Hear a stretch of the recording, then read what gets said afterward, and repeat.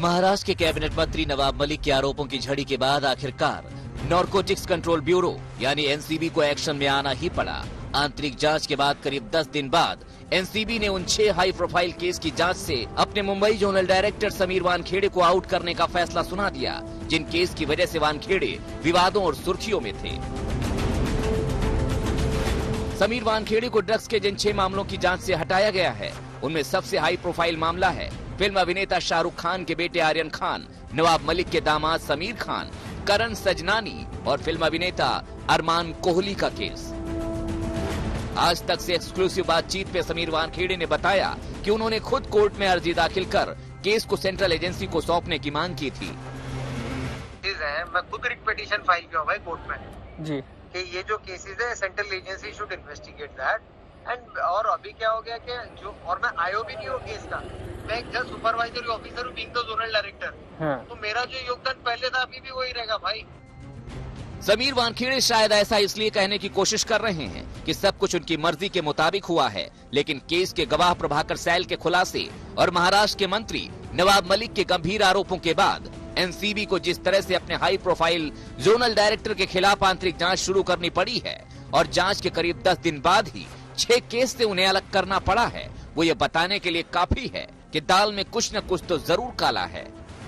जरा एनसीबी के बयान पर गौर कीजिए। एनसीबी ने कहा है, आर्यन ड्रग्स केस में भ्रष्टाचार और प्रक्रियागत खामी की विजिलेंस जांच पहले से ही एनसीबी कर रही है। एनसीबी की विजिलेंस टीम ने समीर वानखेड़े के अलावा एनसीबी के कुछ अधिकारियों और कम से कम 3 अन्य लोगों का बयान दर्ज किया है। नारकोटिक्स कंट्रोल ब्यूरो मुख्यालय के अफसरों का विशेष जांच दल बनाया गया है, जो एनसीबी मुंबई जोनल यूनिट से राष्ट्रीय और अंतर्राष्ट्रीय प्रभाव के 6 मामलों को वापस लेकर जांच करेगा। बयान में ये भी कहा गया है कि मौजूदा रोल से किसी अफसर को हटाया नहीं गया है। यानी फिलहाल समीर वानखेड़े की एनसीबी जोनल डायरेक्टर वाली कुर्सी बरकरार है। मैं किधर शिफ्ट नहीं हुआ हूँ, सिर्फ दिल्ली केस रजिस्टर, मुंबई से दिल्ली केस रजिस्टर होके दिल्ली चले गया। हाँ, आयो भी चेंज होंगे ना सर अभी केस के। हाँ तो आए तो मैं आयो का हूँ उसके अंदर भाई। हाँ, पर सुपरविजर में डीडीजी जो संजय सिंह है उनके पास और आयो भी चेंजेस है, but only for 6 case.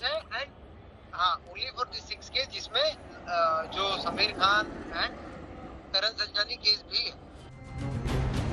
Aryan Khan समेत 6 हाई प्रोफाइल ड्रग्स केस की जांच अब जिस टीम को सौंपी गई है, उसकी अगुवाई आईपीएस अफसर संजय कुमार सिंह करेंगे।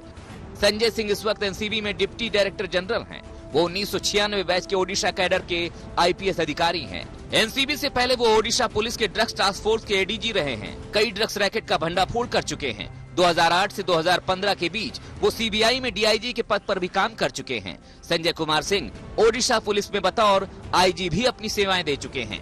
2021 में वो केंद्रीय प्रतिनियुक्ति पर एनसीबी से जुड़े। उनकी गिनती ईमानदार अफसरों में होती है।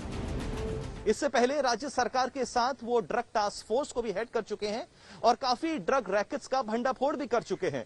2008 से लेकर 2015 तक वो सेंट्रल ब्यूरो ऑफ इन्वेस्टिगेशन में भी काम कर चुके हैं और काफी हाई प्रोफाइल केसेस को भी हैंडल कर चुके हैं। जिस तरह से समीर वानखेड़े से 6 ड्रग्स केस वापस लिए गए, जाहिर है अब एनसीबी की कार्यप्रणाली और उसमें राजनीतिक दखल को लेकर सवालों का नया सिलसिला शुरू होगा। समीर वानखेड़े पर आरोपों की बौछार करने वाले नवाब मलिक पहले ही कह चुके हैं कि अभी तो बस शुरुआत है। मुंबई से दिव्येश सिंह और पंकज उपाध्याय के साथ हिमांशु मिश्रा और मुनीश पांडे, दिल्ली आज तक। हाई प्रोफाइल जांच से बाहर किए जाने के बावजूद समीर वानखेड़े को संतोष है कि उनकी कुर्सी बरकरार है, लेकिन जिन परिस्थितियों में वानखेड़े से अहम जांच छीनी गई है और दिल्ली एनसीबी के एसआईटी को सौंपी गई है, वो बेहद अहम है। आखिर वो आरोप क्या है जिनसे घिरे हुए हैं वानखेड़े, आइए आपको दिखाते हैं।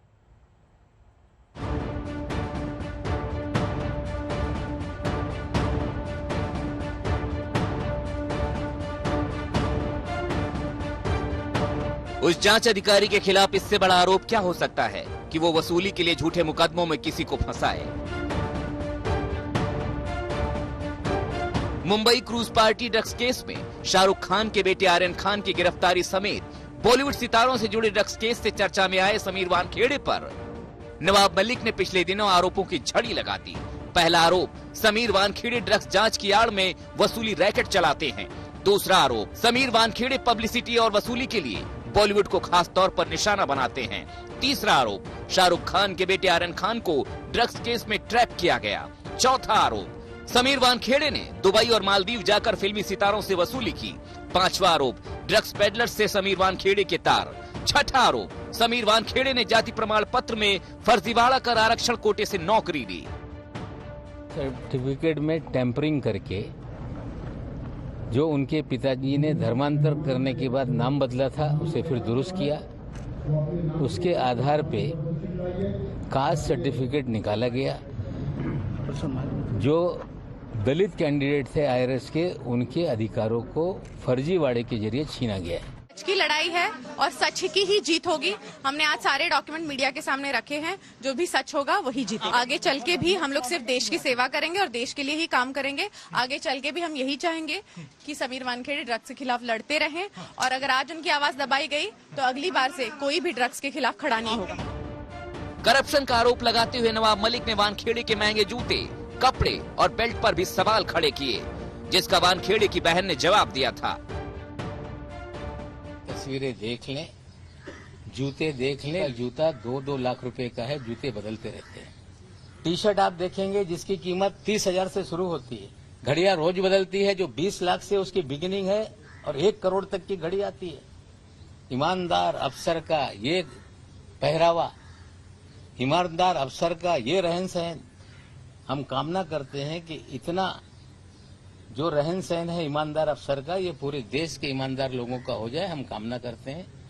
ईमानदारी का पैमाना ये है तो हमें लगता है कि ये कोई नया पैमाना इस देश में शुरू हुआ है। अगर एक बेचारा वो इंसान है यार, वो में ये प्राइवेट बात है ये कि वो एक अफसर है जो 2 साल में एक बार पेपर पे लिखते हैं कि उसको क्या खरीदना है। वो मतलब वो टैक्स पे करके वो सुबह से शाम तक जो गलत है उसके लिए लड़कर अपने आप पे वार होते हुए, अब उसके खून देखे हैं मैंने, उसकी फटी हुई शर्ट, तो उसका वो हक भी नहीं है कि वो अच्छे कपड़े पहन सके।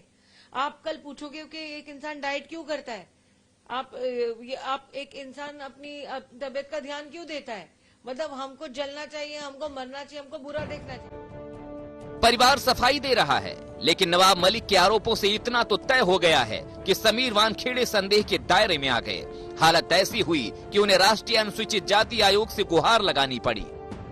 समीर वानखेड़े एनसीबी के जो डायरेक्टर है, अधिकारी है, उनके ऊपर जानबूझकर हमले किए जा रहे हैं। और ज्ञानेश्वर वानखेड़े ने मुझे पूरे पेपर दिखाए हैं और उन्होंने बताया है कि भाई उनके जो बीबी है वो मुस्लिम कम्युनिटी के है, हमने शादी सहमति से की है और मैं मतलब बाबा साहब का अनुयायी हूँ। मेरे रिकॉर्ड में हिंदू महार का रिकॉर्ड उन्होंने मुझे दिखाया है। लेकिन तमाम पलटवार के बावजूद नवाब मलिक के तेवर शांत नहीं हुए। नवाब मलिक ने ट्वीट कर कहा, मैंने आर्यन खान के अपहरण और फिरौती मांगने की जांच के लिए एसआईटी जांच की मांग की थी। अब 2 एसआईटी का गठन हो चुका है। देखते हैं वानखेड़े की कोठरी में छुपे हुए गहरे राज को कौन निकालता है और उन्हें और उनकी नापाक निजी सेना को बेनकाब करता है। इससे पहले एक ट्वीट में नवाब मलिक ने कहा, कुल 26 केस हैं, सभी की जांच जरूरी है। ये तो शुरुआत है। इस सिस्टम को साफ करने के लिए काफी कुछ करने की जरूरत है और हम ये करेंगे। यानी समीर वानखेड़े के खिलाफ नवाब मलिक की मुहिम अभी जारी रहेगी। मुंबई से पंकज उपाध्याय के साथ आज तक ब्यूरो।